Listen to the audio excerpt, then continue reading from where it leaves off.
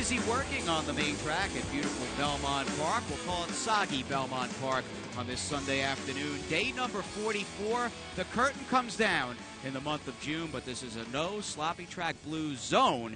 We've got Richard Migliore, Jason Blewitt alongside, and although Mig was a bit overcast and humid out here, it's turned out to be an okay day with no turf racing. No turf racing, but it was good racing, and I thought we saw some nice performances, and we had some performances out of town we're going to talk about as well. Indeed, but Saturday was the place to be out at Santa Anita Park. Of course, they had the inaugural running of the Santa Anita Gold Cup, a race we covered on the National Racing Report, but it was all about the Triple Crown champion, American Pharaoh, who packed the stands with an estimated 20,000. They were packed a good 6 to 8 deep to get a glimpse at this historic horse. All he has to do is show up, and the crowd comes out. He's exciting. He's generating interest, excitement. There's a buzz about racing because of American Pharaoh. He doesn't have to run. He just has to parade, and the people are going to come out. And where will he run? That's the million-dollar question, maybe more than a million-dollar question going forward. 3 races on the agenda throughout the month of August. The Haskell down at Belmont Park, the Jim Dandy at Saratoga, and, of course, the Travers, the Midsummer Derby, also at Saratoga Racecourse. We await to see what the decision is, but there's no denying it, and we've talked about it, and it's come up multiple times on this show. Kudos to the Connections for parading this horse and getting him out in front of the public because they just want to see American Pharaoh. Yeah, we really do have to give them a lot of credit for that. They understand his importance to the game, to the industry. They also have the right kind of horse for it. This horse has the perfect attitude. He's a gentleman. He doesn't get flustered. He doesn't get excited. Could you see them trying to do this with a Seattle Slew type? He would get, just so distraught and hot every time they let him over there. This horse kind of takes it all in, very matter-of-fact about it. Cool. Another cool, common, collected customer, sprinter by the name of Salute Those Amigos. The million-dollar question with him, would he come back off that layoff from Dubai, fire a good one at Belmont Park? He was a heavy favorite against a few foes in today's Mr. Prospector, and here's Frank Miramati off the far turn. Clear shot, and he's being very confidently handled. Here comes Saludos Amigos, who will blow right on by. Overwhelming the competition, Saludos Amigos wins it going away. Uptown Boy, Happy My Way, and Purple Egg. No ring rust off the layoff with a layoff that dated back to March 28th. He did not run well in Dubai, or just ran okay in the Golden Shaheen, but David Jacobson had him ready for a good effort in the slop down on the Jersey Shore. Real strong effort, running 8 and change there in the slop. He's now 6 for 6 over off tracks. He was the best horse going in. He got a little aid from Mother Nature having a wet track down there as well. He's a really exciting, cool horse, and you start looking at this division with the likes of Saludos Amigos, obviously back in form, and Masochistic. Am I saying that properly?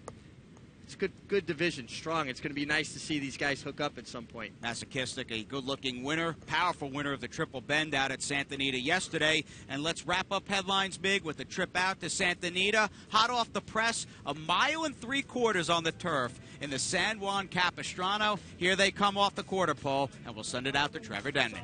Coming with a run, 2 Golden Soul in the yellow cap, 1 from the outside. They line up with 1/8 of a mile to go. Going somewhere on the inside, Crucero in the green cap, decisive edge between them. We've come down to 3. Crucero is staying on the grandstand side, shifting a little, but it's Crucero to going somewhere, and Crucero and Kent DeSormo have taken the San Juan Capistrano. Going somewhere has to be ruled unlucky in second. At the end of 14 furlongs, it's a nose to decide the winner, and the DeSormo boys with Crucero get the money at a big price. I can't imagine how good that feels to win a race like that for your brother. Brothers hooking up, teaming up, I should say. And they did it with Texas Red in the Breeders' Cup Juvenile. We'll see him here in the Dwyer, so that's exciting news. They start way up on top of the hill on that Downhill? Yeah, it's the El Camino Real.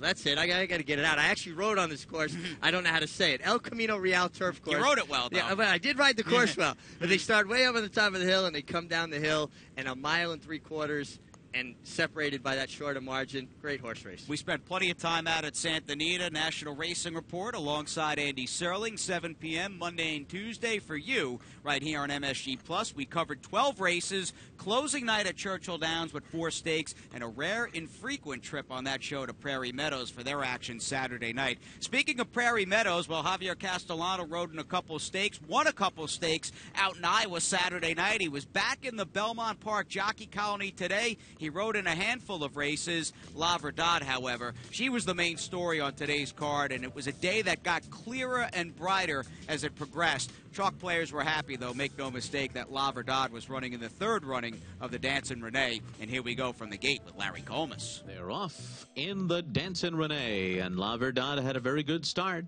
Right to the outside of Uncle Southern and Court Dancer, and La Verdad takes the lead as they race for the turn. Then it's Here's Delicious, 4th by another 2, followed by Mr. Point. Make the Moment is 2nd last, and the trailer is Hot Rendezvous. La Verdad, the heavy favorite, is the leader as the field races around the far turn and goes by the opening quarter mile in 22 4/5 seconds. It is La Verdad on a 2-length lead. Uncle Southern is running in 2nd. Court Dancer is 3rd. Here's Delicious, 3 wide, 4th by 2.5. Then it's Mr. Point 5th, and it's 5 lengths more back to Make the Moment and Hot Rendezvous as La Verdad just cruises along here, opening up a 3-length lead as they come to the top of the stretch. She's making it look easy. La Verdad turning for home under a hand ride here by 6, by 7. She went 45 4 for a half mile, and she's all by herself. La Verdad, well clear of Here's Delicious, missed a point on the outside and down toward the rail. Make the Moment. No doubt about the winner here, La Verdad, in a class of her own. As Make the Moment gets 2nd from Mr. Point. Here's Delicious was 4th. The truth is, and was, this mare, New York bred by Yes It's True, is just a solid racehorse. What a resume. 13 for 19 overall, and this win, Mig, in the Dancin' Renee puts her right below or over the $1 million mark in earnings, right below $1.1 million. Yeah, over $1 million in earnings now for essentially what was a paid public workout. And you can see the affection that Jose Ortiz has for her, just patting on her, loving on her. It's nice when you have that relationship with a horse, and these horses do so much for us. We should show that kind of emotion about them. They're everything. She carried 123 pounds, a jubilant winner's circle celebration, and of course getting together for the walk-in to get their picture taken. After all that, it was La Verdad, Jose Ortiz, and the Mig, along with Linda Rice, as we catch up with Linda and the Mig. Linda, La Verdad did what was expected of her. Were you happy she won as easy as she did? Yes, I was, because frankly this was a race we were just using to trying to get into Saratoga in better condition than we were last year, going towards the Honorable Miss and hopefully the Ballerina. And so I didn't want it to be a hard race on her and elected to stay here instead of go for the Princess Rooney at Gulfstream. That was actually my next question, Nova. So this was really just something to set her up for the races in Saratoga. Yeah, that's correct. You know, the last race, the Better Roses, she had to work pretty hard to keep room for me at bay, and that was a pretty strong race. So I'm really glad we're going to Saratoga off an easy effort. And when will she ship up there? We're going to ship about the 10th of July. Okay, so she'll get there a little early and have a little time to enjoy Saratoga. Yes. Congratulations. Thanks, Richie. Linda knows a thing or two about winning races at Saratoga Racecourse. Only female in history to win a trading title, having achieved that feat back in 2009. And I kind of like the idea, even though she didn't run in a grade at stake today, that they got an easy effort into La Verdad before taking on the big girls upstate. I mean, this is something you would have seen years ago, trying to find an easier spot to prep for bigger things. It seems like now trainers are afraid of wasting races, but when a horse wins that easy, I think they come out of it better, builds their confidence. Not that this mare needs to build a lot of confidence, as accomplished as she is, but something about a tune-up like this seems to make them spring forward. So the Summit of Speed will go on at Gulfstream Park next weekend without La Verdad, but Florida horses were key, and they were many in today's 6th race as we kick off the late pick 4. Number of horses this winter, past winters, had run pretty well down at Gulfstream Park. They clashed on the main, and we go back to Larry Comas. American Soldier and Day of Fury come out of the gate the best. And then it's Strike Tone and Unbridled Juan Mexicoma, followed by Gridley here and Inca Saint is last early on. Up the backstretch they go, and Day of Fury and Angel Cruz have taken the lead on the outside. American Soldier will sit second early, 2 lengths ahead of Strike Tone, while the favorite Unbridled Wand tracks Strike Tone and races 5 lengths off of front-running Day of Fury. Mexicoma 2 lengths off of Unbridled Wand, and then it's Inca Saint. Gridley here is 10 lengths behind after an opening quarter mile of 23 seconds flat. Day of Fury kicks on to lead by 3 lengths as the field races for the far turn. And then it's American Soldier. Strike Tone to the inside. Now takes second. Unbridled Wand still about 6 lengths behind as they race for the turn. Then it's Mexicoma, followed by Inca Saint and Gridley here. A 46 2/2 mile for Day of Fury, who rounds the far turn with a 2-length lead. And American Soldier is second. Unbridled Wand is getting closer while going up there 3 wide, and Strike Tone holds position down at the rail. Mexicoma's got 6 lengths to make up, and they're coming toward the top of the stretch. And Day of Fury's under a hand ride here with a 4-length lead. 3/4 win in 1:10 3. And they're into the stretch, and Day of Fury turns for home in front. Strike Tone is second. Unbridled Wand is closing now on the outside, and Mexicoma's getting into the mix too. Here come Unbridled Wand and Mexicoma after Day of Fury. Then Strike Tone. It's Unbridled Wand and Mexicoma down to these 2. Mexicoma, Unbridled Wand, Mexicoma. Welcome back. A 1.5 lengths, impressive win over Unbridled Wand, then Day of Fury and Strike Tone. That's right, a lengthy layoff, just over 400 days between starts for Mexicoma. Has had to feel real good for Team Valor and trainer Michael Dilger. Yeah, quite a job by Michael Dilger to have this horse ready to fire this shot. He got a good setup. It seemed to me like horses were running better towards the outside. Jose Lascano gave this horse a terrific ride. Mexicoma, if you go all the way back to his Breeders' Cup Juvenile, ran actually sneaky well there, and he was one of my early horses to watch for the Derby. Obviously, he never made it, but he's a horse that's always shown ability. It's nice to see him back in the winner's circle. He is by a former Belmont and Travers champion, and Birdstone. He's a 4-year-old now and was 3rd, closing out his 3-year-old season behind Constitution and Tonalist in that key race down at Gulfstream Park in the winter of 2014. Do you like Unbridled Wand going forward? It seemed like he was really under a long drive. Looked like he might not get anything and wound up running second. Yeah, he really was under a long drive, and this was a pretty hot pace, I thought, for a 1.16 miles the way the track was today. So, yeah, I think he ran well and a horse that can go forward. We'll run to break. We'll have that second segment. We'll look over the pick 6, late pick 4, all that and more here on Insider.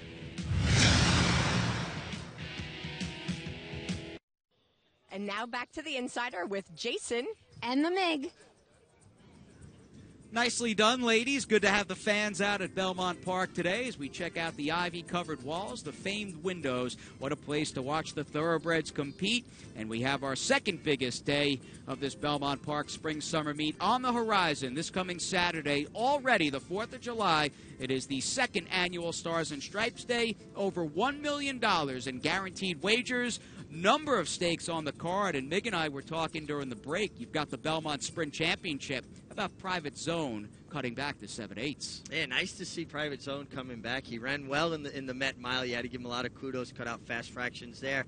I like him on the turn back. Oh, I do too. He's one of my favorite horses in training. You hope to get Salutos Amigos, Private Zone, maybe Rockfall, and Masochist in the starting gate. That would be one heck of a sprint race. We'll see if that can happen down the road. Let's move on to race number 8. We'll kick off the late double. We're on Big Sandy once again. Sloppy and sealed all day long. Off the turf, but an off the turfer that had numbers. And here we go with Larry.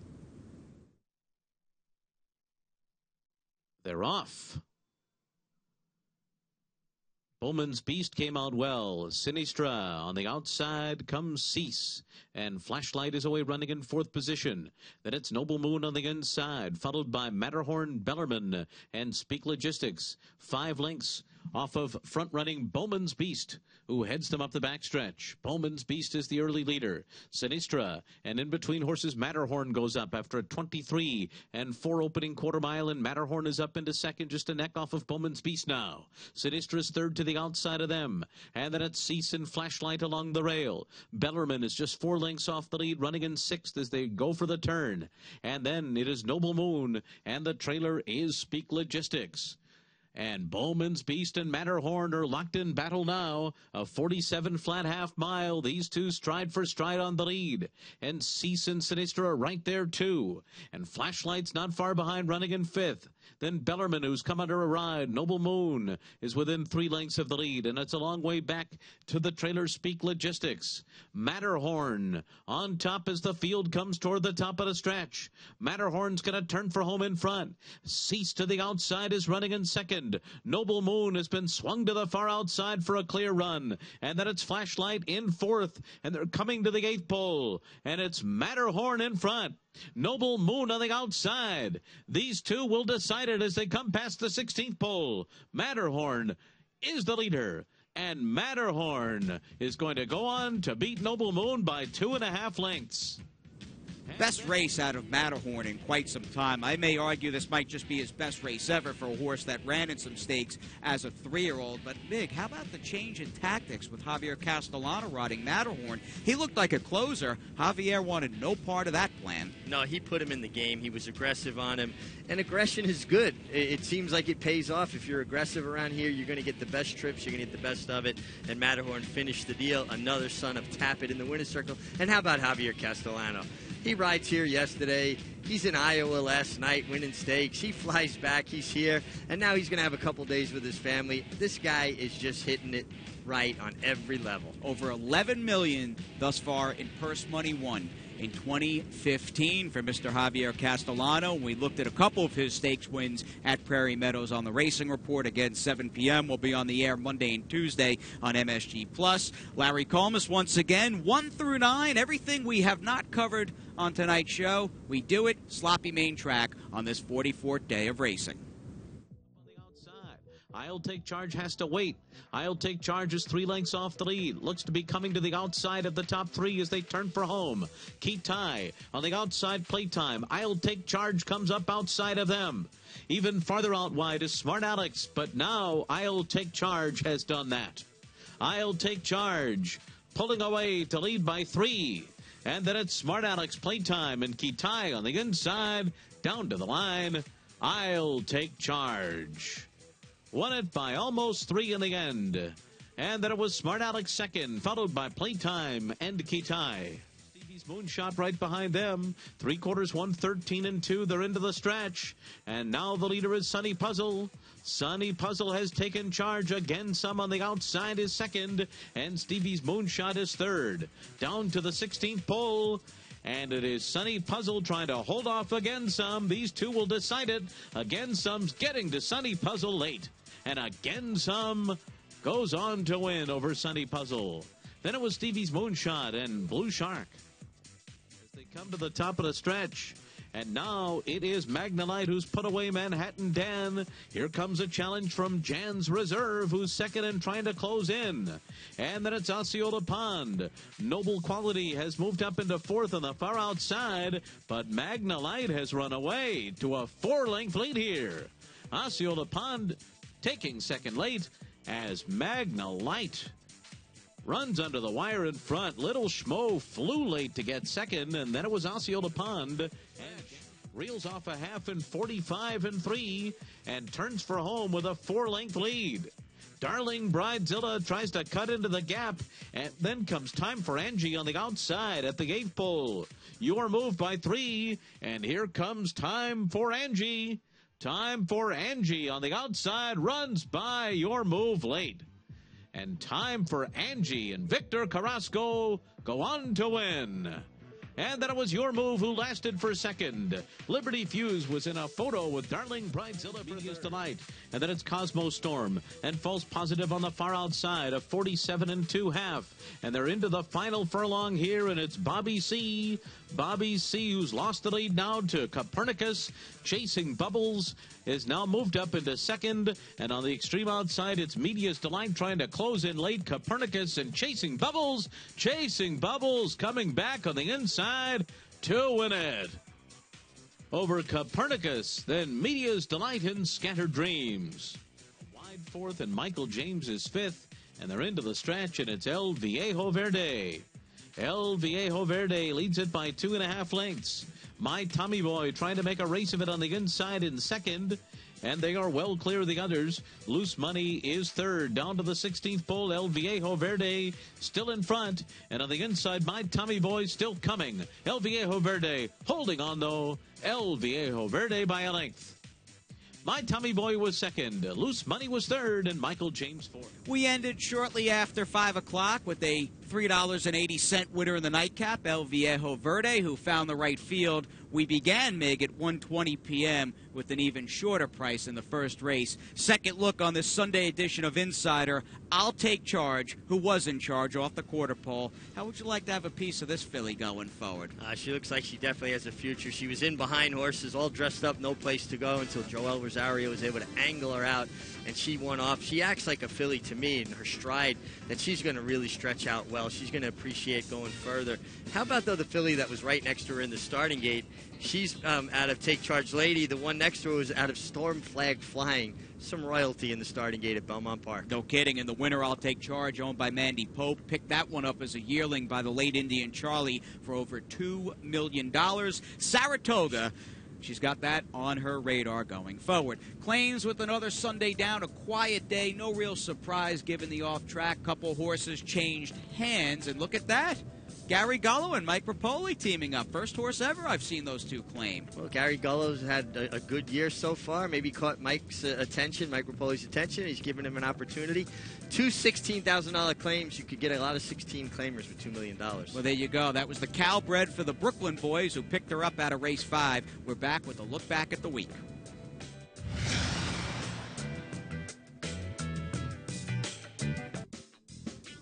We get back to Belmont Park this coming Wednesday, July 1st. July 3rd, this coming Friday, will be the final 3 p.m. late post. A party at the park. We'll have that Bruce Springsteen cover band, the B Street Band, in the backyard after the races. That sounds pretty good, and I'll tell you, Big, a couple of New York breds really stole the show here last Friday. Yeah, it's nice to see New York breds having such a good positive impact on racing. And, you know, it's nice, the excitement, the level of buzz that we have on these Fridays, and the bands have been really popular in the backyard. It's a different crowd, a different amount of electricity through the stands, and it'll be a good one on July 3rd, of course, a day before Stars and Stripes. Let's look back at the week that was, however. And speaking of good New York breds, we jump right in and dive right in with Hot Stones, who third off the layoff was back to her best with a very nice 93 buyer. Yeah, real nice effort by her. Good to see her find her best form, and good for Roddy Valenti, who owns her, going to Saratoga. He loves Saratoga. Bruce Levine does a great job, over 2,000 career wins now.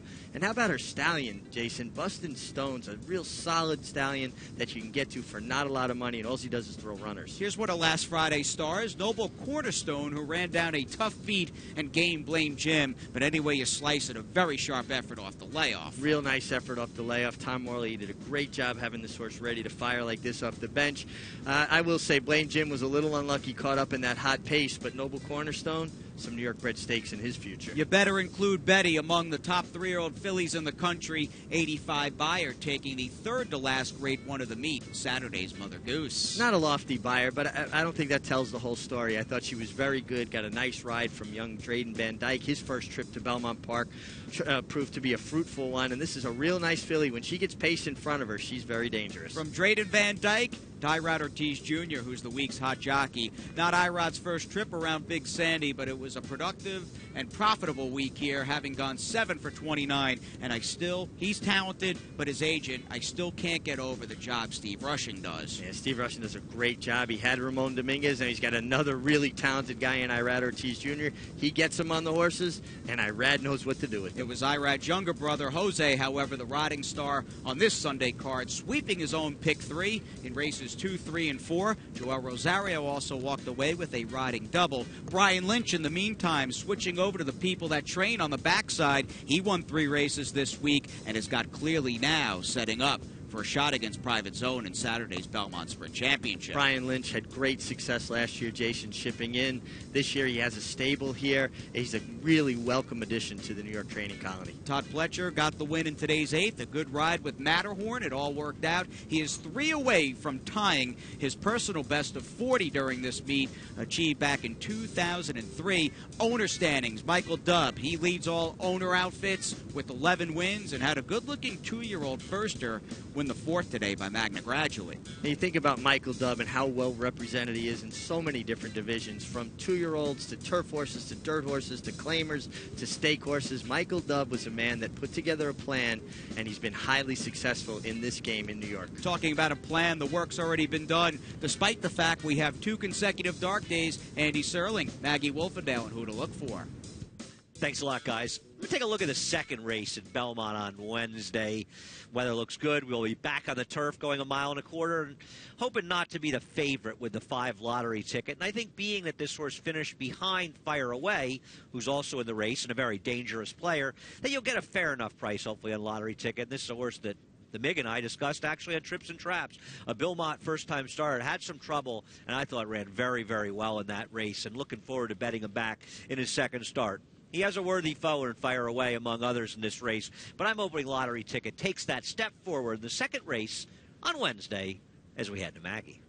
Thanks, Andy. We're looking forward to the Wednesday card. Looks as though the sunshine will be out over our dark days, and we'll be back on the turf. We have a pair of 1.25 mile races, and our feature is the 8th. It's an optional allowance claimer for the fillies and mares, and one making her second start in this country and second off of a layoff is number 2, Regarde, in here for Chad Brown. Last time out, she struck me as a filly who was using this race, that race at least, as a prep, 1/16. She gets back out to a trip where I think she prefers, going back through a European form. And 2, she just looked like a filly who needed a race, just carrying a little more weight than you might expect. So I think Chad used that as a tightener. I think Regarde will come with her A game going 1.25 miles here on Wednesday, and she is your Paddock Insider. Jay, Mig, back to you guys.